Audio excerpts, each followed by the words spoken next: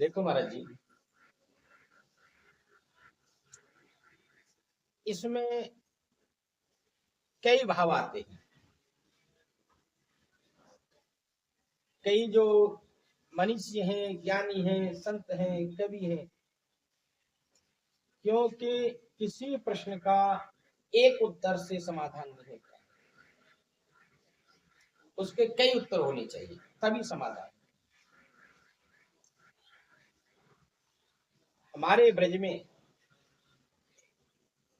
जितनी भी सखियां हैं जो गोपी रूप में आई हैं, सखी बन के आई हैं, तो जितनी भी आई हैं ये सब त्रेता युग और सतयुग की सभी संत जन और कन्याएं, ऐसा वर्णन आता है महाराज जी कि जब सतयुग में लक्ष्मी नारायण भगवान और राजा बलि के पास में और देवताओं के त्रिलोकी को लेने के लिए, और उस समय जब वहां पर त्रिलोकी की मांग की तो राजा बलि ने, शुक्राचार्य ने लाख प्रयास किया मना करने, लेकिन राजा बलि ने कहा, बोले महाराज आप कैसी बात करते हो, एक ब्राह्मण मेरे दरवाजे पे आया है और ब्राह्मण को मैं खाली हाथ कैसे जाऊं, क्योंकि शास्त्रों का ये विधान है, अगर किसी ब्राह्मण किसी के दरवाजे पे जाए, कोई संत किसी ब्राह्मण किसी के दरवाजे पे जाए, तो प्रयास ये होना चाहिए महाराज जी कि कभी भी वो अपने दरवाजे से वो संत ब्राह्मण को कभी भी खाली हाथ नहीं दे, कुछ भी, कुछ पान फूल अवश्य उसको प्रदान करके ये खाली हाथ नहीं। तो शुक्राचार्य जी ने राजा बलि से खूब प्रयास किया, बोले राजन ये बामन नहीं है, ये तो 53 है, नारायण भगवान है और देवताओं की खुशी के लिए आपको मांगने आए हैं, और अगर आपने संकल्प कर लिया 3 पग धरती का, तो ये आपको महाराज 2 ही पग में त्रिलोकी को नाप लेंगे, तीसरा पग रखने की आपके पास जगह भी नहीं मिलेगी।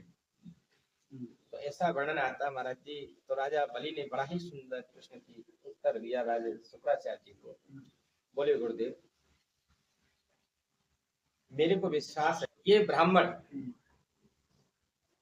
3 पग धरती के लिए मेरे से आग्रह कर देगा, तो ये साधारण ब्राह्मण होगा तो मुझे पता है कि 3 से 4 पैर घटते मिले, और मेरे को तो इसमें भी फायदा है, अगर ये नारायण है और अगर ये मेरे यहाँ मांगने आए हैं तो लोग यही कहेंगे कि जो भगवान सबको देता है वो राजा बलि के यहाँ भी मांगने चले गया।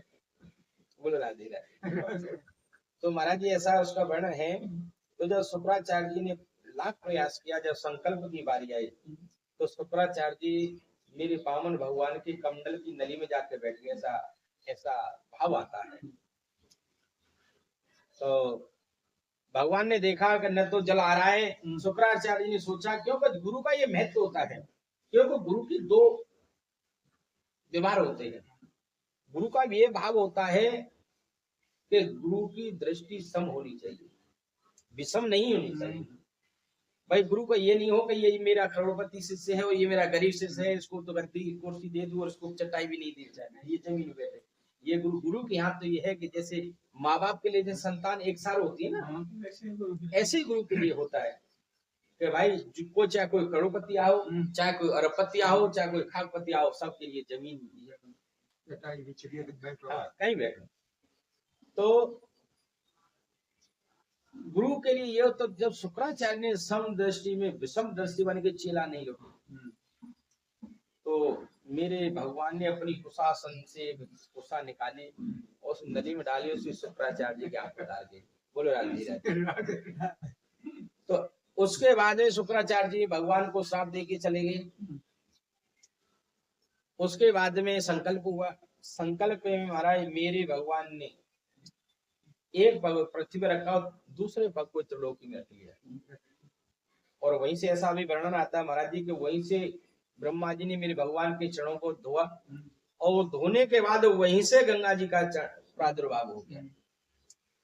उसके बाद में तीसरा पग रखने की जब व्यवस्था हुई तो राजा बलि को बंधक बना लिया भगवान ने, गरुड़ ने बंधक बना लिया। भगवान ने प्रश्न किया, बोले राजन, बोले अगर किसी ने वचन दिया है और अगर वो वचन को पूरा नहीं करे तो वो नरक में जाता है। बोले आपने वचन दिया है मेरे को कि मैं 3 पग धरती आपको दान में दूंगा, लेकिन मैंने तो 2 में ही त्रिलोकी को नाप लिया है, तीसरा में पग कहाँ रखूं? तो राजा बलि बोले, बोले प्रभु मैं आपसे एक ही प्रश्न करना चाहता हूँ, ज्यादा नहीं करूंगा। बोले प्रभु धन बड़ा होता है या धन का मालिक बड़ा होता है? तो भगवान बोले, बोले भैया राज बलि, बोले धन से धन का मालिक 1000 गुना बड़ा होता है। तो राजा बलि ने बड़ा ही विनम्रता से कहा, बोले भगवान अब तक आपने मेरी संपत्ति को, मेरे साम्राज्य को ही तो लिया है, अरे अभी ये मालिक तो अभी सुरक्षित खड़ा है, आप तीसरा पग मेरे सिर पर रखो। तो ऐसा बताते हैं कि जब तीसरा पग यहाँ पे रखा है तो मेरे भगवान के अश्रुपात हो गए। बोले वारे बलि में छलने को तो तेरे को ले आया था, लेकिन तूने तो मेरे को। तो ऐसा वर्णन आता है महाराज जी कि जितनी भी राजा के यहाँ जितनी भी वो कन्या थी, सखियां थी, सेविकाएं थी, तो यहाँ तक कि उस यज्ञ में, राजा बलि के यज्ञ में संत और ब्राह्मण थे। तो मेरे भगवान जब वामन भगवान का रूप धर के आए थे तो बड़े ही सुंदर छवि थे।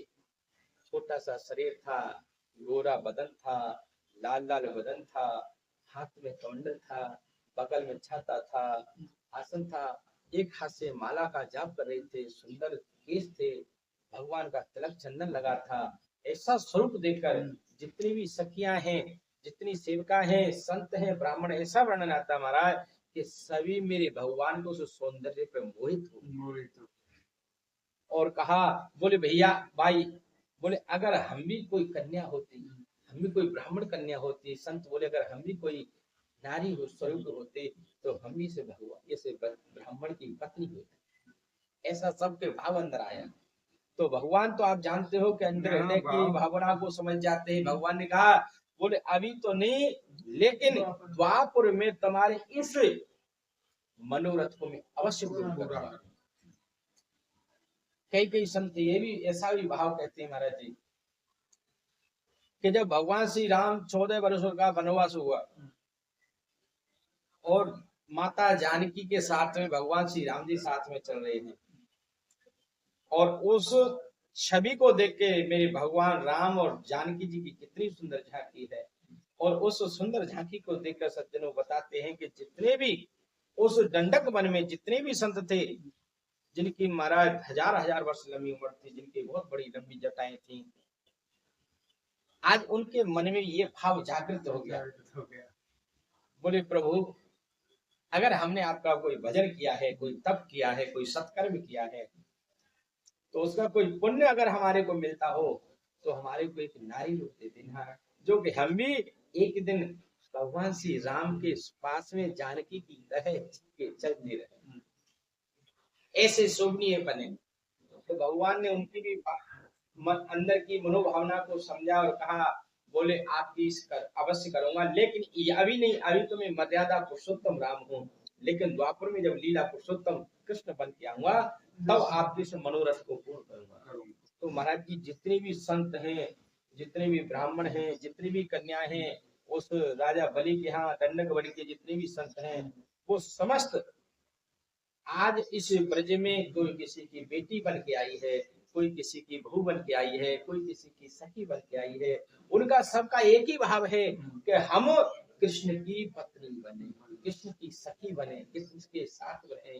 तो इस मनोरथ को पूर्ण करने के लिए मेरे भगवान ने एक उस शरद पूर्णिमा की रात्रि को, हाँ शरद पूर्णिमा की रात्रि को एक ही रात में सबके साथ में एक ही उसमें और सबके मेरे भगवान, एक भगवान अनेक रूप धारण किए हैं और अनेक सखियों के साथ में उन्होंने विहार किया है। बोले महाराज इसका भाव है। बोले श्री गुरुदेव भगवान।